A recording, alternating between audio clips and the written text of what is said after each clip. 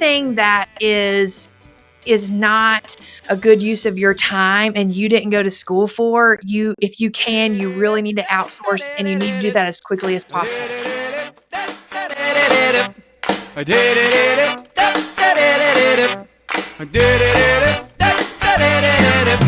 Duncan says, if you want to know about business, health, and places to go, welcome to the show.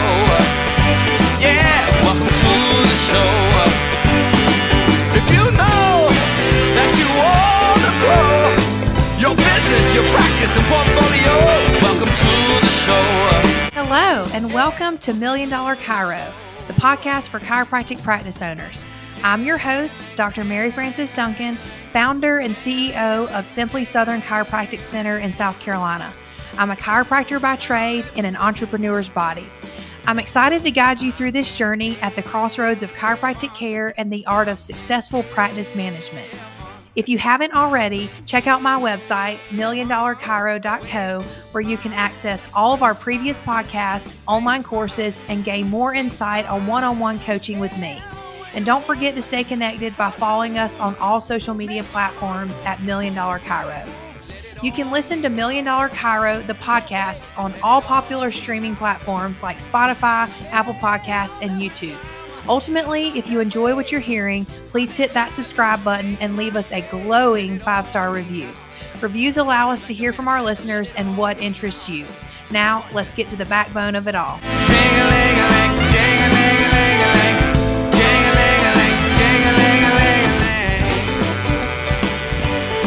Welcome to $1 Million Chiro. I am Dr. Mary Frances Duncan, your host, and today we are talking about 5 vendors that every chiropractic practice owner should have. I'm here with my executive assistant, Kelsey, and we are ready to get rolling today. Yes, thank you for having me again. I love being on the podcast, so I'm having a great time, and I can't wait to talk with you, Dr. Duncan, about the 5 vendors that you should have from the start. So first of all, just kind of give us a rundown of those 5 vendors, and then we'll just take it from there. I have plenty of questions. Yeah, so these are 5 vendors that you should have as a chiropractic practice owner, in my opinion, in some degree from the very beginning of practice ownership. So these 5 things are: number 1, an account representative at your local bank. Number 2 is a bookkeeper. Number 3 is a CPA. Number 4 are cleaners. And number 5 is a website and SEO manager. Okay, fantastic. So I can't wait to just go ahead and hop on into all these questions. So let's just go ahead and start with number 1, your account representative at your local bank. Now, this is number 1 on your list, so obviously this must be very important. Why is this number 1 on your list, and explain the value of having that account representative at your local bank? Yes. So first off, having a local bank, in my opinion, is so important. So when we're starting our practices, we don't want to start these practices on a shoestring budget. We want to have enough capital to do a good job and to get the equipment we need and to be able to hire the staff that we need and have an aesthetically pleasing practice that patients want to come into. And that's going to take money.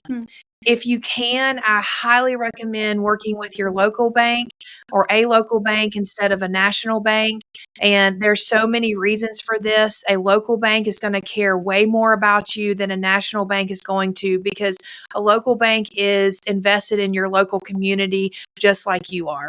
So it might be hard sometimes to get lending from a local bank, but just keep trying. I mean, when I first started and I was out of chiropractic school, I went to 5 or 6 banks before I was able to get a loan from a local bank. And so we did, and I've had a great relationship with that bank for almost a decade now, and it truly makes a difference being able to stay local instead of going a national bank route. But if you can't, you got to get funding to start. And sometimes if a local bank isn't willing to lend to you, then yes, you got to move on and you've got to find lending somewhere else. But wherever you are, you need to have a good relationship and an open communication relationship with your account representative. So this is going to be the person that's either assigned to your loan or assigned to your banking, your checking and savings accounts for your business. And so your account representative, if you have a good relationship with them, they can help you if you need it. If you get in a pickle, they're going to be willing to help you, especially if it's a local bank. They are invested in you doing well. So, having a great relationship with your local bank, with your account representative, that can help you in times of need. So say, for example, you need to refinance and you need a new loan. So they can help you if you've got a good history with them and you make your payments on time and you aren't an issue.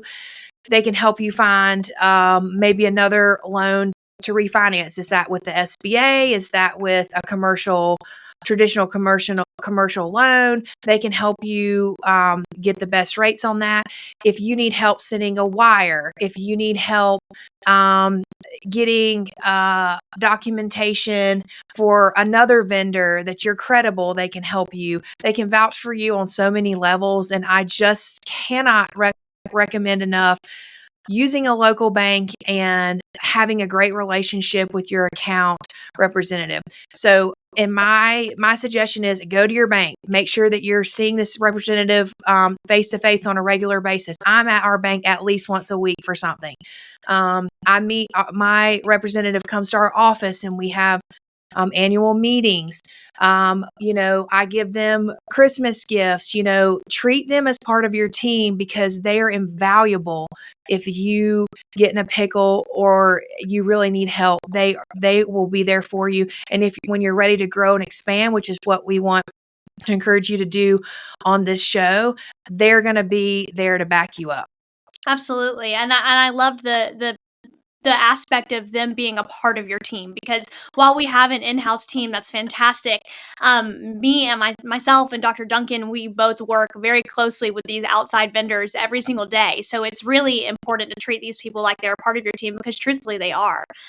So let's go ahead and talk about number 2, our bookkeeper, which we know and love our bookkeeper here at the office. So explain the importance of having a bookkeeper at the very beginning of your practice first, Dr. Duncan. So, lesson learned from experience on this.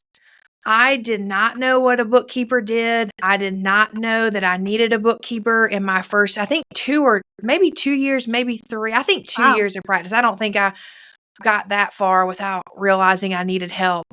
But I've had the same bookkeeper, Tammy, since I, originally realized that I needed a bookkeeper. But we went to school to be chiropractors. Most chiropractic practice owners are chiropractors. You may not be a chiropractor, but say you're not a chiropractor, you probably went to school for business. So we did not go to school to learn accounting, to learn how to properly keep books and records. So get someone to help you with these things. So I don't understand everything there is to know about categorizing for taxes and I don't understand all that. So I keep all my receipts, and then Tammy, our bookkeeper, she is the one that goes and categorizes all that. And our bookkeeper, they should be your liaison between yourself and your CPA. I think it's also really good to have somebody else dealing with your receipts and your finances. That way, we don't have any muddy waters, or we don't, make any bad decisions about categorizing expenses because, quite frankly, we just don't understand what category these things may need to go into. Also, I think having a bookkeeper really you have checks and balances so that we aren't piercing that corporate veil. And I really think everybody from the very beginning should have a bookkeeper. When you're first starting out, you don't have, you have your initial expenses, but you may not have too many expenses beyond that. So your bookkeeper shouldn't really have as much to do, but as your practice grows, our bookkeeper, she does our payroll, anything that has to do with accounting and taxes and reporting, she does the paperwork for that and submits it to our CPA. So, and I think that the practice owners and chiropractors need to be removed from the financial aspect of the business. So remember, you're running a business. Like, your business is not your personal bank account. Right. So You need to make business expenses out of your business account. You need to make personal expenses out of your personal account. And if you need money in your personal account, then you need to pay yourself.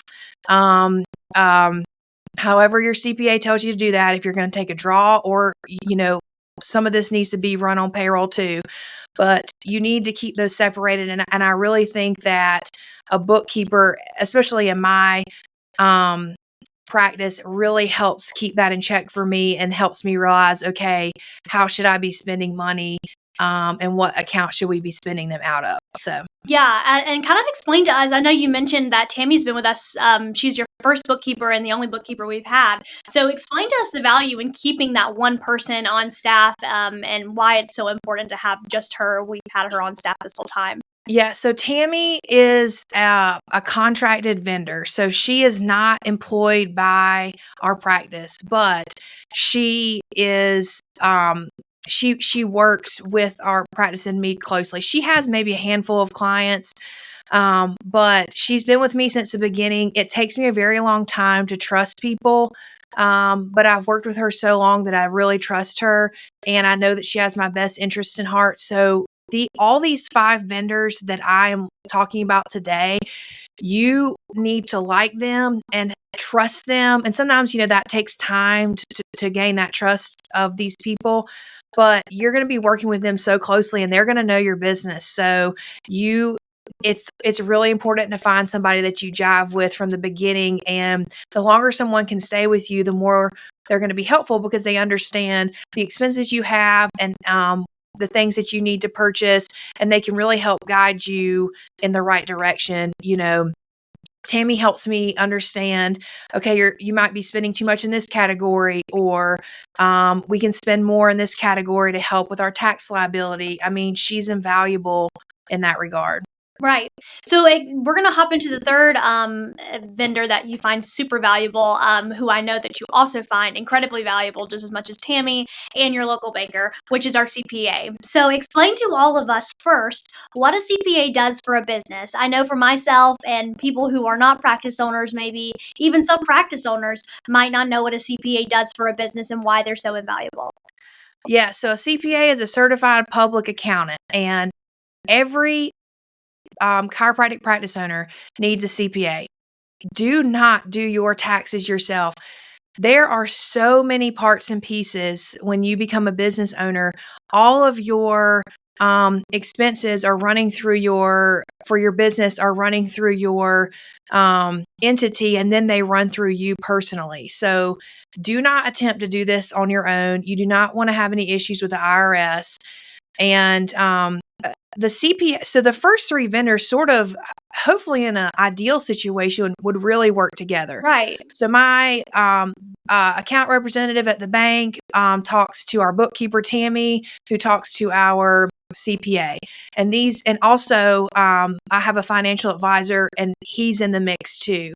But that is not, I suggest that people get a financial advisor, but that is not essential to running your chiropractic practice. But hopefully you can get good relationships with these people, and they can form relationships with each other. But your CPA is going to do your taxes. You want one that you can trust. Now, I was not lucky with my CPA.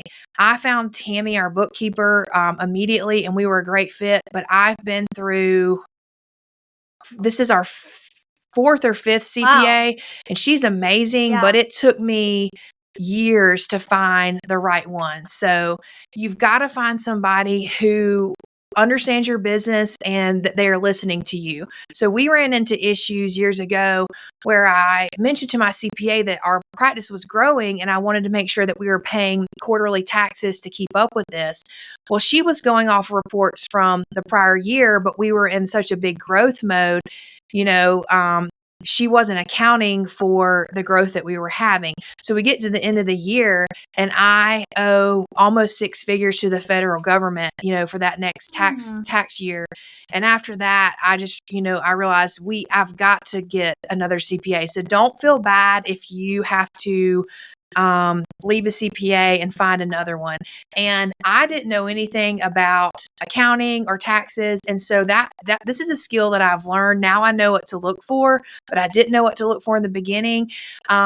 I don't know much about this field, so I was bamboozled in the very beginning, and you just sort of learn through experience. But you want to get somebody who knows what they're doing. Go off of reviews, ask other people, ask people with businesses similar to yours. So in your town, you could ask other chiropractors, but another great resource would be dentists. So dentists are very similar to us. Their practice style is very similar to chiropractors. Ask who they use and love. And if they've been with the same CPA for years, then I would suggest maybe reaching out to that CPA. Right, and I liked what you said earlier about not feeling bad about leaving potential vendors that you're with. I know this isn't like a question that we have, listed through, but kind of talk us through that idea of just letting the people that you feel like go just as much as you have kind of advocated for that with your personal staff within the building. Oh, sure. I mean, you have personal relationships with these vendors, so Right. there is a human component to it, and I value loyal employees, and I value loyalty with our vendors, but I mean, it's real easy to leave when you get almost a six-figure bill from the federal government. I Yeah, mean, that'll do it. yeah, that'll change your opinion real quick. It's a lot easier to leave. So, Right. yeah. So, other than that incident, do you feel like you could have run this business without the CPA in general? I know you've kind of answered this, but just yes or no. Well, no, you Yeah. can't do that, and I would live in fear that I didn't do my taxes right or didn't pay enough taxes, or, you don't wanna get in trouble with the IRS at all. With your CPA and bookkeeper, I suggest that you meet with them on a regular basis. I meet with our bookkeeper now every 2 weeks, and that frequency has changed as our practice has grown. I used to meet with her once a quarter, then I would meet with her once a month, and now she's in our office every other week. She comes in every week to pick up receipts and any papers that she needs to file for us. But with your CPA, meet with them regularly. I suggest at least meet with them twice a year. I meet with ours 3 or 4 times a year. You need to stay on top of your taxes and your what you're collecting and your expenses, and so that your CPA can make a really good recommendation for how much you are supposed to pay in taxes. I do suggest that you pay quarterly taxes. Pay that as you go. In my opinion, I don't mind if I pay too much to the federal government. I'm okay with that. Some people aren't. I would rather pay too much than not pay enough, because I don't want to even worry about not being in compliance with the IRS. Right. That's up to you with your CPA, but meet with them regularly, and that can really ease any fear that you have, and it'll keep you on track. Right. So let's kind of hop over to the non-financial side of things and talk about the vendors that you feel like are very valuable from the very beginning, that are not necessarily the financial side of things. So, I guess fourth on our list, but first on the non-financial would be cleaners. So someone may consider this vendor not as important. I feel like a lot of entrepreneurs really just feel like, oh, I can do it all myself. I have it. I can take care of it. I can clean a building. But explain to us the value of cleaners. Number one, practice owners, you don't need to be spending your time cleaning at all. You're not going to get a return on investment from cleaning the way that you are when you're running your practice, or if you're the chiropractor, if you're in the treatment room with patients. Get a cleaner. Also, sometimes we're blind to our own mess, or we're blind to our own office. We don't see things that are dusty. We don't see things that maybe patients would see. You need to outsource this from the very beginning. My goodness, make sure your clinic is clean. You need to be cleaning this every clinic needs to do a little pickup every single day, clean the bathrooms every single day, empty the trash every single day, and then at least once a week have a cleaner come in and clean your office well. You need to go ahead and put this in your budget. The cleaner needs to clean under the chiropractic tables. They need to clean your baseboards. Your patients are watching this. If you have ceiling fans, clean those. Those are disgusting when they get dirty. Your vents, clean those. And I cannot say this enough. Your bathrooms need to be clean. Offices with dirty bathrooms are disgusting. They're nasty. And when I go into an office and the bathroom isn't clean, it makes me think that the whole place is unsanitary. And you may not think people notice these things, but they do. Also, just a little tidbit, we preach this to our staff. If you are a staff member in our office and you go to the bathroom, you need to be tidying up every single time you use the restroom. If the paper towels need to be replaced, it is your responsibility to replace the paper towels when you're in there. Same thing with toilet paper. If I come in the restroom after you've used it and there is soap everywhere or toilet paper needs to be replaced, we're going to have you and I are going to have a powwow, because I cannot I cannot express how important it is to keep your office clean and sanitary. Vacuum on a regular basis, mop. I mean, these are basic common sense things that people forget about. Your blinds, make sure they're not dusty. That is gross. These are just things. Your ceiling tiles, make sure they're not dusty. You may need to even paint your ceiling tiles. A lot of offices have a bunch of brown spots on their ceiling tiles, which I just don't understand that. You just paint them. And just make sure that everything is clean and tidy and sanitary, because your patients are going to notice this. Right. And I feel like with the bathroom statement too, it's almost like it's a teamwork effort. In the office, consistently, it's always a teamwork effort. So when we go into the bathrooms and they're not tidied, and a staff member has just left, it almost feels like we're not on the same team. We're not working together. We're not making this happen in order to make our patients feel super safe and sanitary. So I feel like it's just to be a known thing. But a cleaner can definitely come in and help on the spots that you just don't have time for. Right. And your team can help you on a regular, daily basis, but you need to invest in a cleaner at least once a week. We have one of our clinics clean twice a week. So this needs to be part of your budget. Don't skimp on this. It is so important. You are busy. You don't need to be spending time cleaning. Your staff, hopefully your clinic is busy. Hopefully listening to this podcast can help you become more busy, or become busier. And you need to outsource the things and delegate things that aren't going to give you a great return on investment for your time. Right, exactly. So let's go ahead and go into the fifth and final vendor that you find incredibly valuable, Dr. Duncan, which is, I know, a soapbox that you are very passionate about currently at the moment as well. So let's talk through website and SEO. Why do you feel like we need it? And let's go ahead and just start there. So I think that everyone does need a website and SEO sort of manager. Right.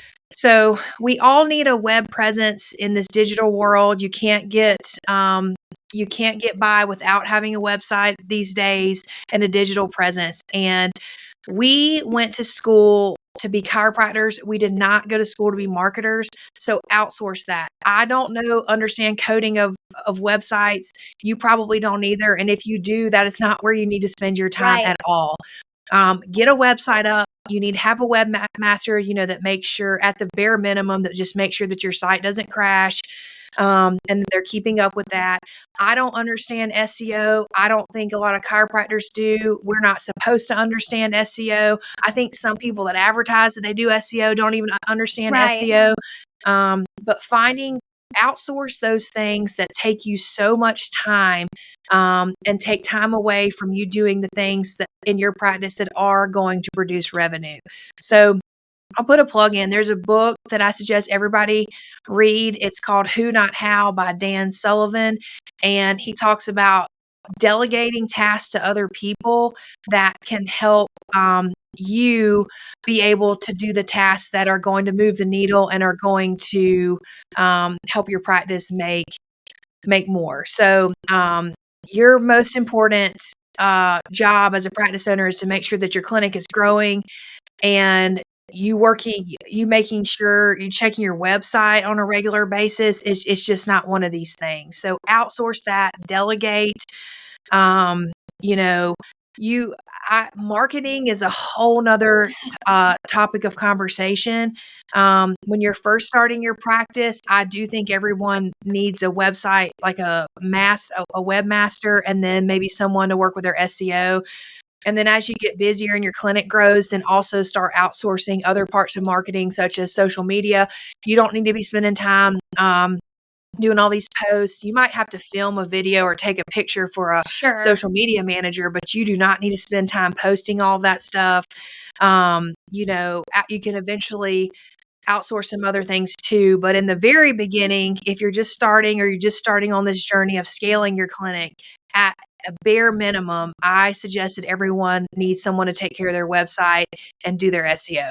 Now, Dr. Duncan and I talk about this. We're big on the marketing side of things, and we like to chit chat about it and whatnot. But an origin story with Simply Southern Chiropractic Center is when she built the website and started that. So, Dr. Duncan, talk to us about when Simply Southern Chiropractic Center actually began having their website. So we opened our first clinic in 2015, and I didn't have a website for 6 months because frankly, I couldn't afford it at the time. And looking back, I do not know how we started and had patients come in the door without a website. I mean, it's almost 10 years ago. Times have changed. You cannot start a No, practice right now without a not website. anymore. You have to have a website. And I just look back, and it was we did so much word of mouth, which we still do, and like grassroots marketing. And I can't believe that we went that long without a website. That's crazy to think about. But Yeah. you've got to have it today in 2024. Absolutely. I feel like once COVID happened, now we've all moved to such a digital world that it's critical to have a website now compared to even just 2 or 3 months before COVID even began, and that kind of shut down the world, and we moved to a digital society. I think that you could get away with not having a website, but nowadays everybody's got a website and everybody's fighting to be at the top of that Google search. So it's critical to have all of those things checked off your list at the get-go. Yes. So, Dr. Duncan, kind of talk us through last little bit what you mentioned earlier. We have these vendors that we need from the start, but at what point do you feel like we could introduce some new vendors? So, first of all, kind of talk us through some new vendors that you feel like that you would like to incorporate at some point with your business growing. Yes. So those 5 that we just discussed, account representative at a local bank, a bookkeeper, a CPA, cleaners, and a website and SEO manager. Every practice at whatever size, in my opinion, needs these 5 vendors. Once you grow and you have more discretionary income and you have more resources, some things that I suggest adding. Well, first of all, you need to pick things that you hate. And you need to take that off of your plate first. Because remember, anything that someone else can do for you, like get that off of your plate, because then you can spend your time doing the things that help grow the practice. So I do not love all the marketing. So for us, it was getting a social media manager because I was not regularly posting on social media. I hate that. You can write your blogs in the beginning. You're going to need that for SEO, but we outsource that. I hate, I don't mind like editing, but I'm a perfectionist, but I hate writing and it takes me so long because it has to be perfect. So getting a blog writer was a big thing for us. I know nothing about digital ads at all. I have outsourced that. We do a lot of grassroots marketing in our practice and we go out to our community. Now, I do like a lot of that. So I still do some of that myself because I enjoy it. So pick the things that you hate the most and outsource those. I suggest eventually down the road getting a financial planner, setting up retirement for yourself and your staff members, your team members. I don't know how to do that myself, but these are all some all things that you can get help with as you grow. We have a handyman, a handy person, or handy woman actually, that does a lot of little fixes around the office. I was doing a lot of that in the very beginning, but anything that is not a good use of your time and you didn't go to school for, if you can, you really need to outsource, and you need to do that as quickly as possible. Delegate, delegate, delegate. You cannot grow and scale if you don't delegate as the chiropractic practice owner. Right, and delegate to the people that are fantastic at what they do. Yes. Right now, we are in a great little spot with that, and really delegating to the people that we really are learning are fantastic at those small things. So we know that they are doing exactly what they like to do as well, which I think is there's a lot of value to that. Yes. So, my last question for you, Dr. Duncan, is when did you know it was time? So, if a practice owner is listening and they're like, okay, I've grown past the point of needing these 5 vendors. I know I have them. I have a great lineup, but now I'm ready to incorporate new vendors. When did you know it was time in your practice to start incorporating more people? When our practice growth started to stunt, Right. when we plateaued, I realized, that's when I started, number one, backing off as a practice owner from treatment, because our practice had grown to a point where we couldn't grow anymore because I couldn't handle the patient load and I couldn't handle the administrative load at the same time. So you have to sort of pick one or the other. And at the time when we really started to grow and scale, I still needed to be in the treatment room, so I needed to outsource these other administrative tasks. Now, years down the road, and practice owners, you'll learn this. The only way your practice is going to grow and scale is if you get out of the treatment room, those 5 days a week, and you really draw back your treatment.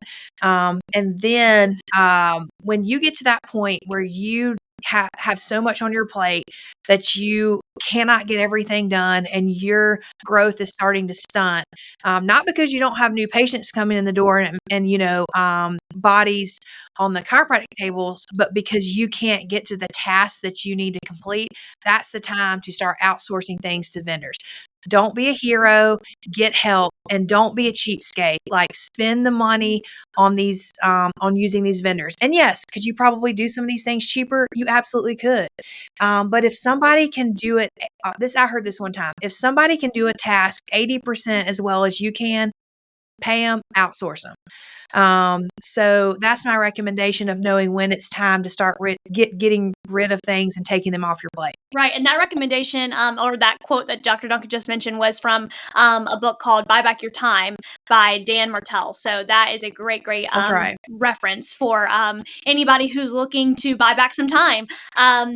Definitely, if someone can do it 80%, let them, so you can really invest in the things that you're really passionate about. Thank you so much, Dr. Duncan, for kind of walking us through the value of the vendors that you need at the very beginning versus the vendors that you can really use once your business is ready to grow even more. If you have any questions on this podcast today, we covered a lot of information, but barely just the tip of the iceberg on all of these valuable vendors. Feel free to DM us on $1 Million Chiro on Instagram, and we would be happy to get back to you there. There is plenty of information that we barely even got to cover today. So thank you so much for watching. And Dr. Duncan, thank you again for all of your fantastic advice that you're just happily giving out in order to grow the chiropractic community. Yes, thanks everybody, and we will look forward to you tuning in next week. Yeah, bye. And that's a wrap on another episode of $1 Million Chiro, the podcast. I hope you enjoyed diving into the world where chiropractic care meets successful practice management. I'm Dr. Mary Frances Duncan, your host. Remember, you can find all of our previous episodes, online courses, and details about personalized coaching with me on our website, milliondollarchiro.co. Stay connected with us on social media at $1 Million Chiro to stay updated on all things chiropractic and chiropractic practice management. If you found value in today's episode, don't forget to subscribe to $1 Million Chiro, the podcast, on your favorite streaming platforms and leave us a 5-star review. Reviews help us grow and continue delivering content tailored to your interest. Thank you for tuning in. Until next time, keep aligning your goals with your actions, and let's continue building $1 Million chiropractic clinics together. This is Dr. Duncan, and I'm signing off.